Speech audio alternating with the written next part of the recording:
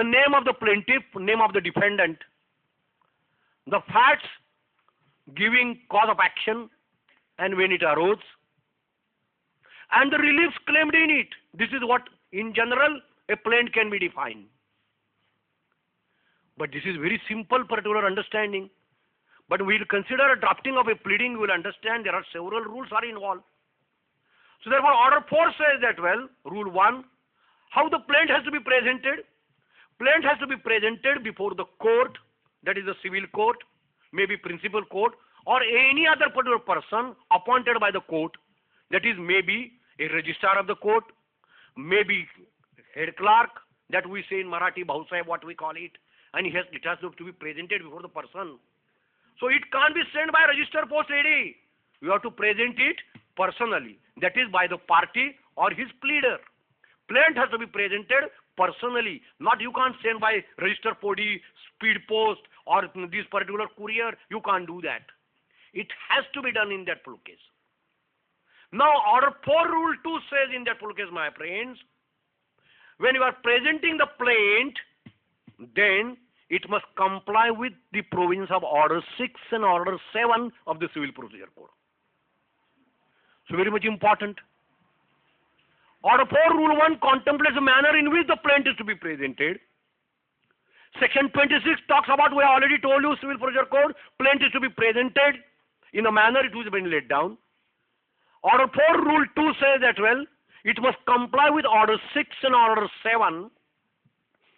And Order 4 Rule 3 says, if the plaint does not comply with the Rule 2 of the Order 4, the plaint is not deemed to have been presented. That is the amendment of 2002. That means plaint is not deemed to have been presented. What is the effect of it, my friends? If your plaint does not comply with Order 4 Rule 2, then the plaint is not deemed to have been presented. Means what? For urgent relief, client comes to you. You, without seeing the compliances, present a plaint, and certain objections are taken. Court say that your plaint is not properly presented. I can't grant relief to you in that full case. What the client would say? Client is always under impression that his lawyer is supposed to know the law. Sorry, my friends, but he is always under impression that you are supposed to know the law. And if we commit a mistake, what disaster will make cause to your client, you can just imagine. In the examples, I will give it to you that, well, in order to know that, well, what precautions are required to be taken while drafting the plaint, presenting the plaint, etc. That is what we talk about, drafting and pleading. Certain rules are to be taken into consideration. मला वेळ कितीपर्यंत आहे?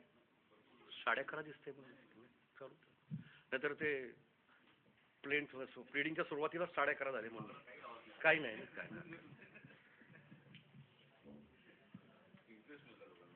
हा नाही बरोबर आहे. नाहीतर असं व्हायला नको की I am committing encroachment over this particular topic of the owner.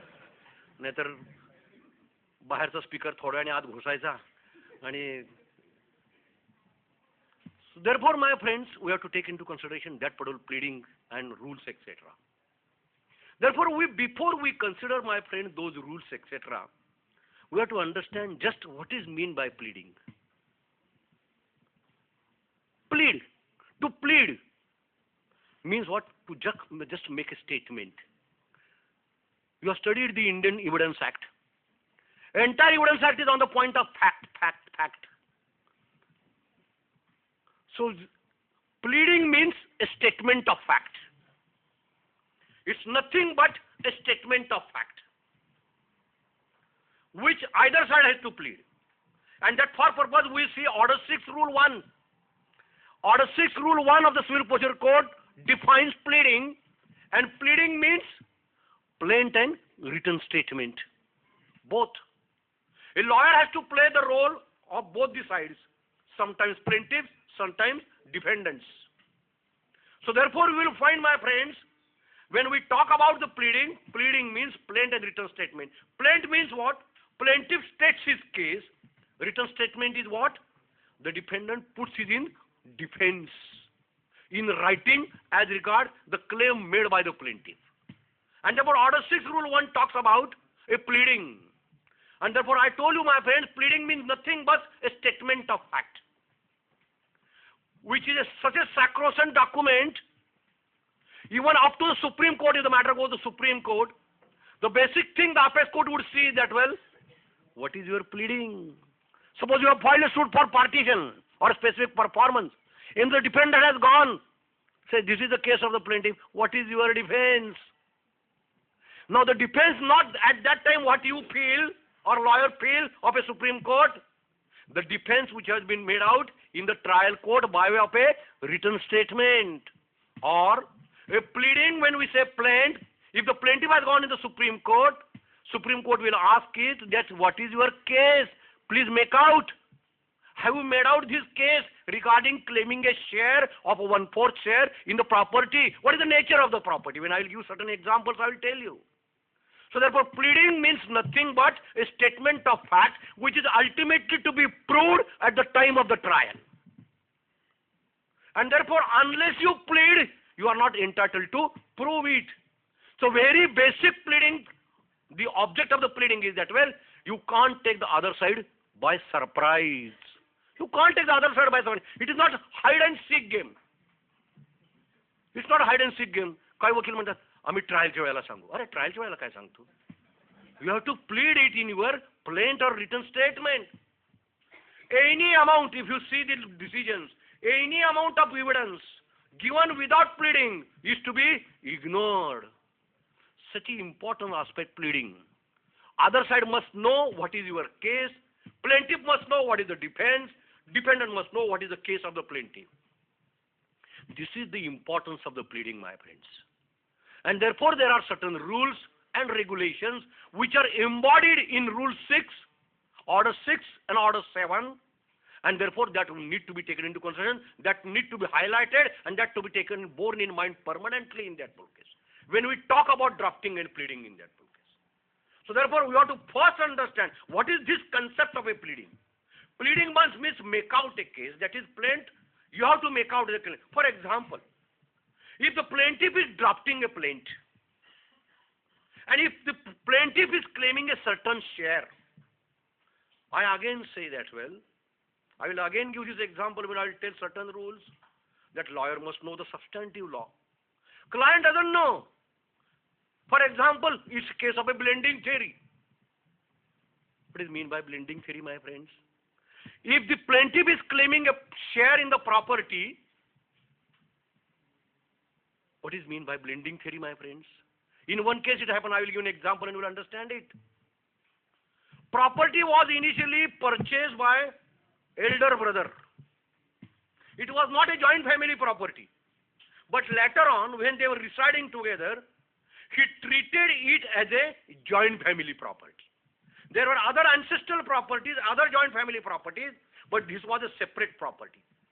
If you read the chapter from the Mullah on Hindu law, you will come to know what is meant by this concept of a blending theory. So therefore, blending theory means it is permitted for a Hindu to have his separate property other than the joint family property, ancestral property, what we call as ancestor or self-acquired, swakastarjit or vadvadlarjit, that we write in sometimes in Marathi. Therefore, my friends, a blending theory contemplates if the property is altogether separate. But if that member of the joint family treats his property as the joint family property, means throws it in the common hodgepodge, it gets a color of joint family property. That is what we call a blending. Blending means mixing. Mixing theory. It's a different concept.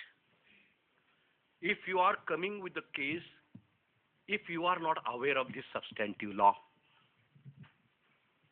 if you are not aware when is this particular blending theory or sharing, then what particulars you will require to give material facts? These are the properties, therefore, when we say, when you are drafting a plaint in a partition suit, what you must know?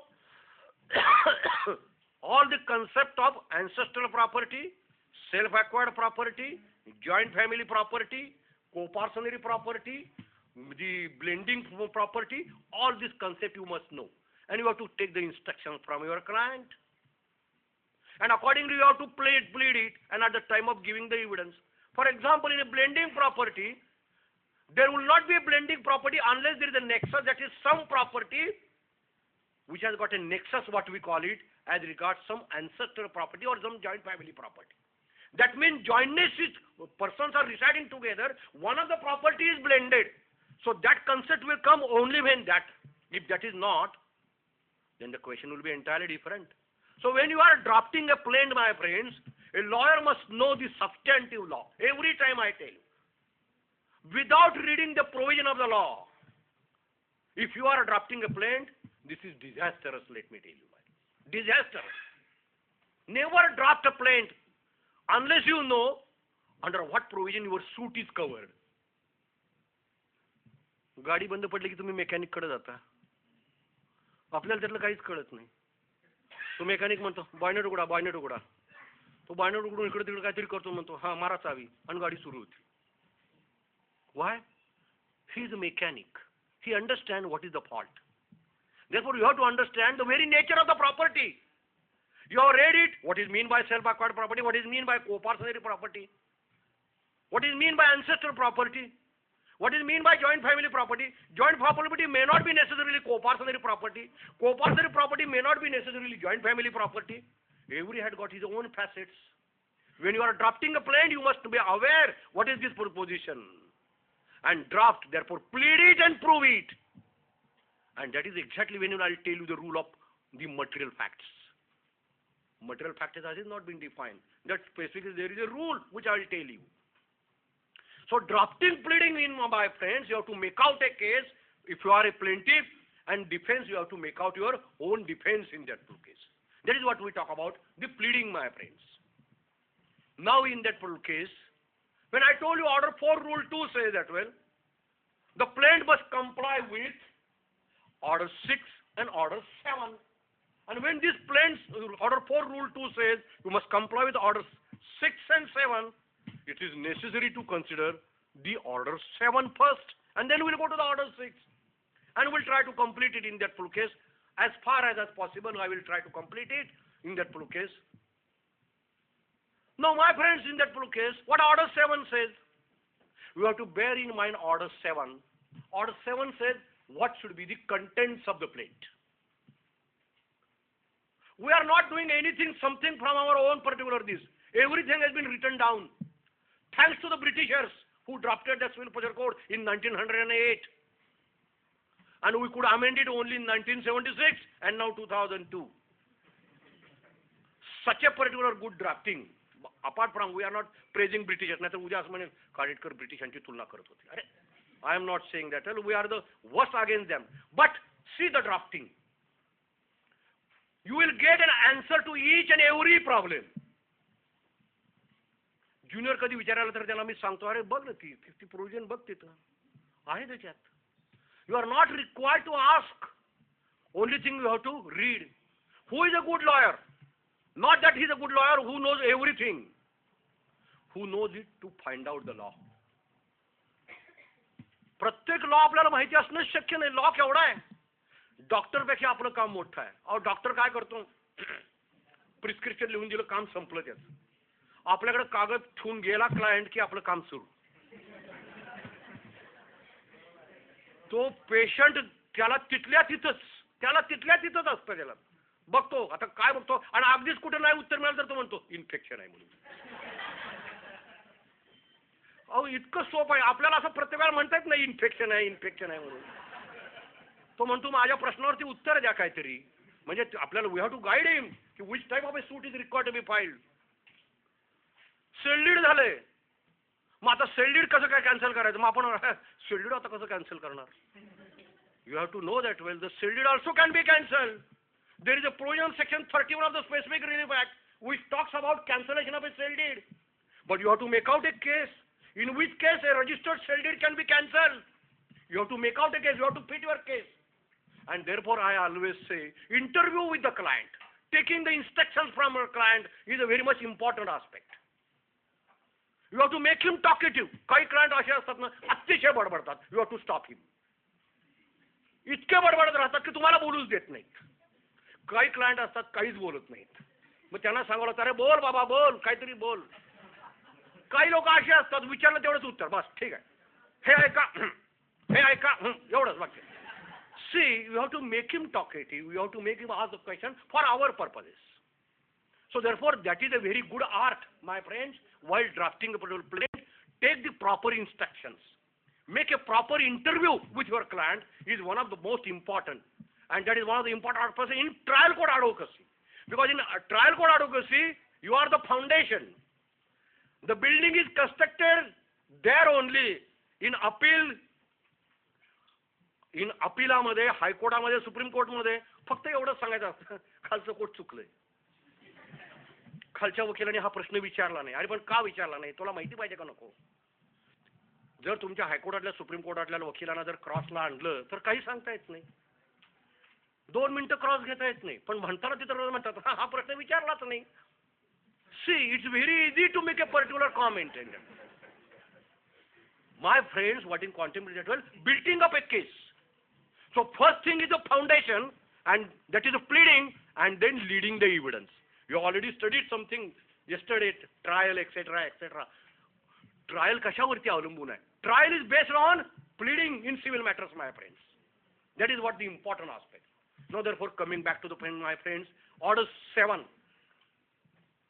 Plaint has been divided in 3 parts. We draft a plaint. Plaint has been divided in 3 parts. Order 7 तसं सांगत नाही. But if you read the judicial decisions, you will find it. Plaint has been divided in 3 parts. What? First, heading of the court in which the suit is to be filed. That is the first part of the plaint. Heading of the court, heading of the plaint, or a name of the court in which suit is to be filed. आता name म्हणजे अमुक नाही, अमुक समोर Kanitkar court, अमुक court असं नाही त्याच्यामध्ये. आयदर सिव्हिल जज ज्युनियर डिव्हिजन, सिव्हिल जज senior division, district court. So that means it leads to the jurisdiction. That means jurisdiction म्हणजे कुठले? मी फार तुमचा वेळ घेऊ शकणार नाही कारण मला टाइम लिमिटेड आहे म्हणून सांगतो. Section 9 of the civil procedure code which talks about the jurisdiction according to the subject matter. All suits of a civil nature are to be tried by the civil code unless the jurisdiction is expressly or impliedly barred. That is according to the subject matter. Second jurisdiction is section 16 to 20, territorial jurisdiction. Section 16 talks about suit regarding immovable property is to be filed in the court within whose jurisdiction the property is situated. All these. Section 19, where the wrongdoer resides or defendant resides. And section 20, in any other cases where the defendant resides, carries on business, work for gain, or where whole of the cause of action or part of the cause of action arose. That is what we talk about, the territorial jurisdiction. So therefore, when we talk about, my friends, heading of the plaint, that is name of the court in which the suit is to be filed, means the court which has got a capacity or a competent to decide that matter, both on subject matter, both on this particular territorial jurisdiction, and third on, what is the third type of jurisdiction? Pecuniary jurisdiction. Pecuniary jurisdiction is not decided, my friends, according to the civil procedure code. Pecuniary jurisdiction has been decided by what? By which? Pecuniary jurisdiction has been decided according to which law? No.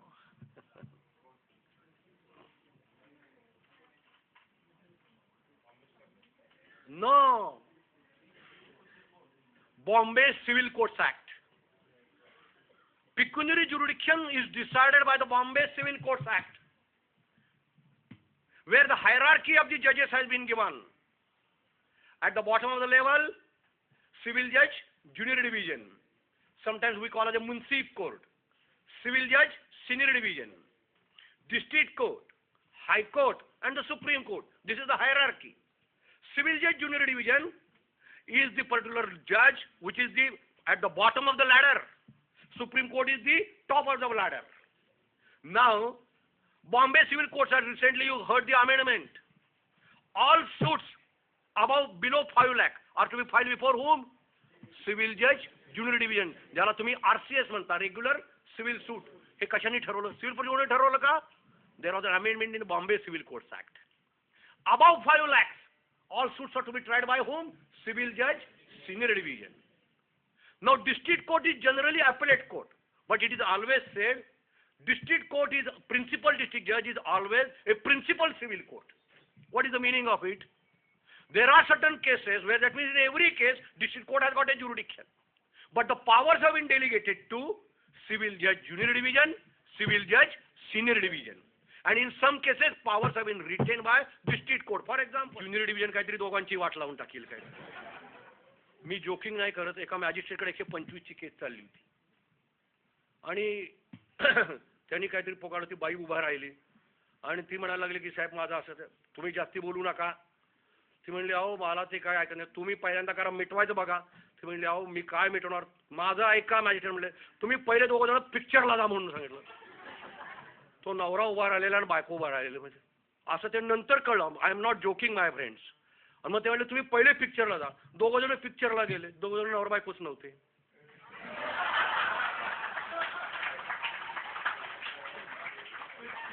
आणि शेवटी आले आणि मग magistrate म्हणला काय झालं का compromise? अहो म्हणले काय कॉम्प्रोमाइज, आम्ही नवरा बायकोच नाही. मग आधी का नाही सांगितलं? See my friends, a mature judge is required, mature judge, and it is presumed that well district courtatले judges mature असतात त्याच्यामध्ये, त्यामुळे ते jurisdiction दिले. पण आता now the powers have been delegated to whom? Civil judge senior division. कुठल्या लॉने दिले? Bombay Civil Courts Act. It is not by civil procedure code. So therefore my friends, when we talk about, there are three parts of the plaint. The heading of the plaint, that is name of the court in which suit to file. मग काही कोर्टाला labour कोर्टाला jurisdiction असेल, काही कोर्टाला कोऑपरेटिव्हला jurisdiction असेल, आणि कुठला jurisdiction असेल, DRTला असेल. मग त्यावेळेला तुम्ही बघायला पाहिजे. That is the meaning of it. The second is title of the plaint.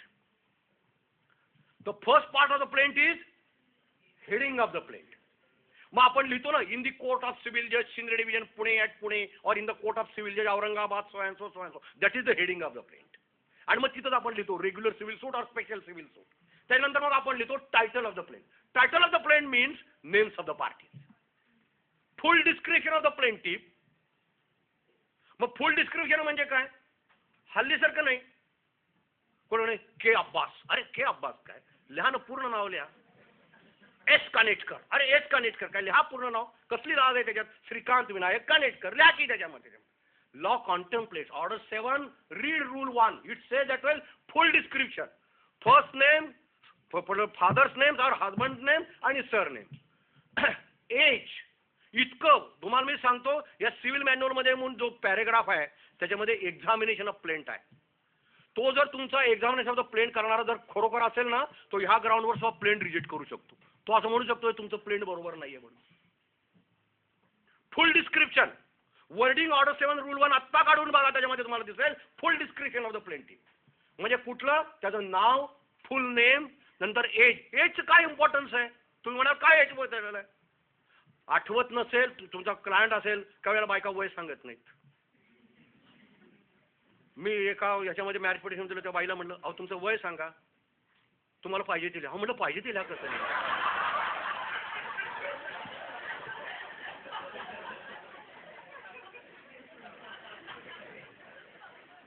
म्हटलं मला तुम्ही 25च्या दिसताय, पण आता तुम्ही 40च्या, कसं सांगणार त्याच्यामध्ये? So age is to be written. पण आता एज कुणाला माहितीच नसेल तर मग ॲडल्ट लिहा. मग then you can write adult. पण that is the requirement. I am not saying from my own. त्याच्यानंतर फुल ॲड्रेस. आता एजचं महत्त्व काय आहे? Minor can also sue or minor can be sued. मग तो जर मायनॉर असेल तर यू हॅव टू राईट प्लेंटमध्ये काय लिहायला पाहिजे तुम्हाला? Minor through his next friend or natural guardian or guardian appointed by the court. That is the requirement. मग ही सगळी तुमची रिक्वायरमेंट आहे ती, म्हणून तुम्हाला एज वगैरे सगळं लिहायला पाहिजे त्याच्यामध्ये. This is what the law requires it in that case. मग तुमचा फुल ॲड्रेस. तुम्ही डिफेंडंटच्या बाबतीत बघितला असेल order 6 rule 14A. When defendant appears he has to file his address proof. वाचलंय का नाही? ऑर्डर 6 रूल 14 आहे, नाही दिलं तर प्रोपोजन काय दिलेली आहे? Your defense may be likely to be struck off. Why? When you appear, the court must have got your addresses of the plaintiff as well as defendant. आमच्याकडे पुण्यात काही अशी कोर्ट आहेत, काही लोक वकील लिहिताना पत्ता पुरशीच आपण लिहितो बघा, ती एक्झिबिट 4 असती कायम. Exhibit 1 plaint, exhibit 2 vakalatnama, exhibit 3 list of document आणि एक्झिबिट 4 जनरली पत्ता पुरशी, एक्झिबिट 5 म्हणजे इंटरिम ऑर्डर्स. दाव्यात दिलेले पत्ते बरोबर आहेत. दिस इज नॉट पत्ता पुरशीस. आमच्याकडे काही जजेस आहेत, घेत नाहीत, ते म्हणतात नाही चालायची तशी, तुम्ही जे पत्ते दिलेत ना ते परत उतरून काढा. That is the importance of it according to the law. पण आपल्याकडे प्रोव्हिजनच अशी आहे की कित्येक जजेस आहेत ना, जाऊ दे ना, आहे ना, ठीक आहे, चला, चालतंय काम. See, my friends, all these particulars are not empty formality. What I am taking about when you consider the pleading, you have to consider it in proper manner. See, my friends, when we say we are professional, skilled professions. डॉक्टरकडे गेल्यावर तुम्हाला माहिती आहे का, ते अभिमन्यूसारखं चालत नाही. मला फक्त चक्रवामध्ये आत जायला येतं, बाहेर जायला येत नाही. हे चालेल का? डॉक्टरकडे गेला तो असं म्हणेल का, मला इंजेक्शन आत खुपसता येतं, बाहेर काढता येत नाही. मग वकील असं म्हणेल का, मला फक्त दावा दाखल करता येतो, पुढचं काही येत नाही. नाही चालत. You must be perfect. You are professionals, you must have a skill. Word profession काय म्हणतो? आपल्याला बिझनेस आहे का? नाही. Ours is a profession. We are as equal as engineers, we are as equal as doctors, we are as equal as chartered accountant. All these are professions, but we are responsible for stooping down this profession. Why lawyers are blamed much? What people think about the lawyers? I have heard my friends therefore say that, well, they say lawyers do not read it, lawyers don't have no up-to-date knowledge. Why this particular criticism come? Thank God that there are not much cases against us in this consumer protection. There are much cases against the doctors. But the time may come, my friends, that the lawyers also can be taken to the consumers forum. Deficiency in the service. My friends, everything is important. आता किती चूक म्हणून सांगतो मी, अतिशयोक्ती सांगत नाही तुम्हाला, मी नोंद दाखवीन. युनियन ऑफ इंडियाच्या विरुद्ध दावा लावायचा आहे. प्लेंटिफची सगळं डिफिनेशन, प्लेंट वगैरे, एज, वय, सगळं same डिफेंडंट्स. How to define, suppose, partnership firm? What is the importance? If the firm is filing a suit, plaintiff, what you must describe? So and so partnership firm. What you further describe? See, it has got a law. Registered under the Indian Partnership Act 1932. Why we say registered under the Indian Partnership Act 1932? That is the description if you find the case law. Why? Can anybody tell? Section 69 of the Indian Partnership Act. No suit shall lie on behalf of any firm or any partner if the firm is not registered. And if you file a suit saying that, well, so and so partnership firm through its partner, objection may come that firm is not registered. Application under Order 7, Rule 11 of the CPC for rejection of the plaint, because suit is not maintainable in that case. Every description has got importance, my friends. Defendant firm is not registered, doesn't matter in that full case. But you have to give the full description with age and etc. एका junior लॉयरने मला त्या भाऊसाहेब क्लार्कने बोलून दाखवलं. त्यांनी त्याला विचारलं, बाबा कुठल्या कॉलेजमधनं शिकला तू? आणि मी तिथंच होतो, त्यांनी सांगितलं ILS मधनं. तो मला भाऊसाहेब म्हटला, बघा तुमच्या कॉलेजमधला मुलगा, हे कसं असतं की मुलगी चुकली, लग्न होऊन गेली की सासू काय म्हणते, आई वडिलांनी हेच शिकवलं का तुला? तसं प्रोफेसरला कायम नसतं, मुलगा चुकला, स्टुडंट चुकला की प्रोफेसरने हेच शिकवलं वाटतं तुला. त्यांनी काय लिहावं तिथं? युनियन ऑफ इंडिया होतं ना तिथं, Shri union of India.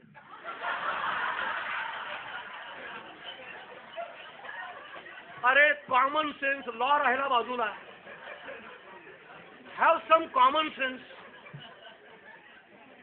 my friends. So therefore, how much, this is we call as a title of the plaint.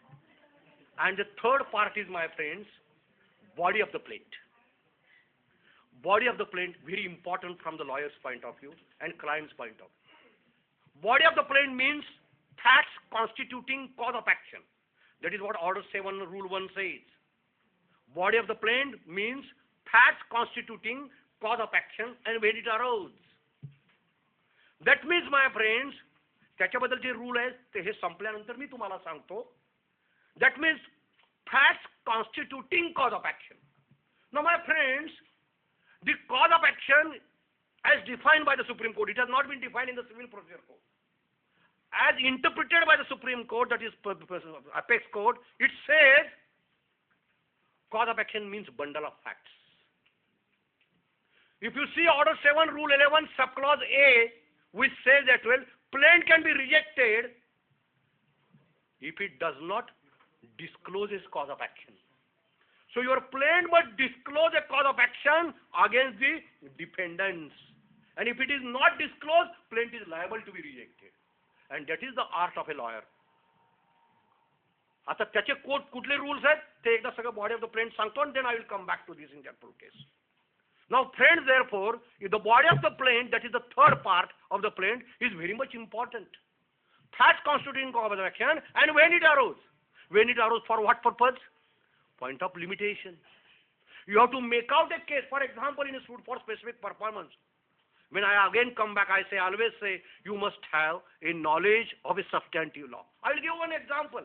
There is a reported judgment of the Supreme Court in 2006. I could take the benefit of that. In a suit for specific performance, what is the period of limitation?